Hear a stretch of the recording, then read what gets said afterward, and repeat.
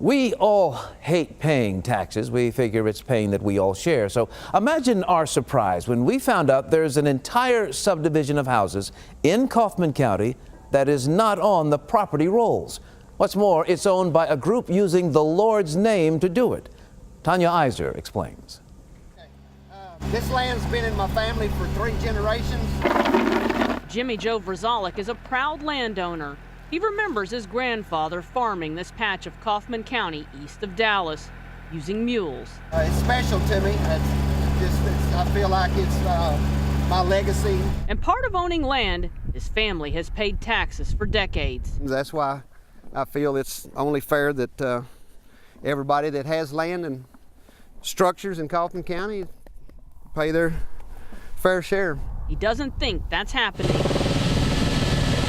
Take a look at what is 15 miles east of Vrzalik's place. It's a gated compound. It belongs to a group called Gospel for Asia. On the property, there's more than 80 single-family homes.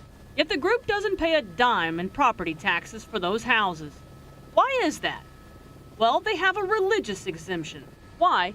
It's got a religious exemption. Vrzalik, a former county commissioner, says it just doesn't make sense. It's not fair that the people in the subdivision next door to them are paying their proper share for the services they receive. 2012, Gospel for Asia told the Kaufman Appraisal District the houses were for clergy residences. Houses for clergy, called a parsonage, are exempt from property taxes under Texas law. If there's 85 pastors living in those houses, more power to them. That's great. That means we are saving a lot of people. Tom Slaberski used to work for Gospel for Asia. And this was our house that we lived in right here. Slaberski lived in a house for a year and ran the group's website. Are you a minister? No. No, I'm just a follower of Christ. Did you ever think you were living in a parsonage? Definitely not. So if the property tax records say that the house you were living in was a parsonage, would that surprise you? Definitely surprised me. On its website, Gospel for Asia says its fundraising and missionary work is serving impoverished families in India and throughout Asia. But there's big questions about how they spend their donations. The group's being sued by donors who say their contributions didn't go to the poor. Donors claim it was spent in the United States to develop the Wills Point compound. Gospel for Asia has denied all wrongdoing in court filings. 2 years ago, the Evangelical Council for Fiscal Accountability terminated Gospel for Asia's membership for failure to comply with financial oversight standards. So they were a charter member of ECFA and they were kicked out of it after 36 years. Gospel for Asia declined repeated on-camera interview requests. A spokeswoman says the exemptions were not granted under the pretense that all houses would be occupied by clergy.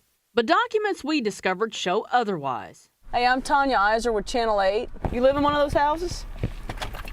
You do? Are you a pastor? Our questions have triggered a review of the group's tax-exempt status by Kaufman County tax officials.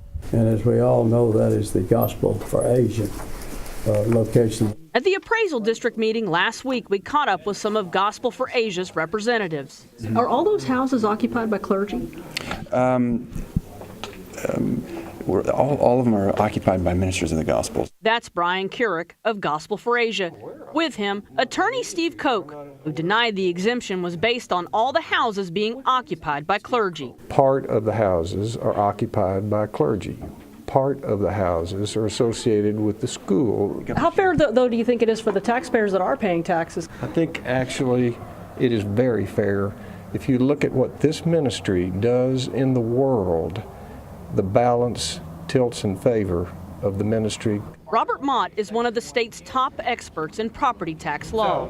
According to our Constitution, the legislature is to exempt only actual places of religious worship and parsonages. But when it comes to cases challenging religious exemptions, they are very hard to win. It becomes the government versus God. And in this state, in this country, you know how people are going to fall out on that issue. Vrzalik will continue to lodge his complaints. Hey, don't be hoggish now. Everybody gets a bite.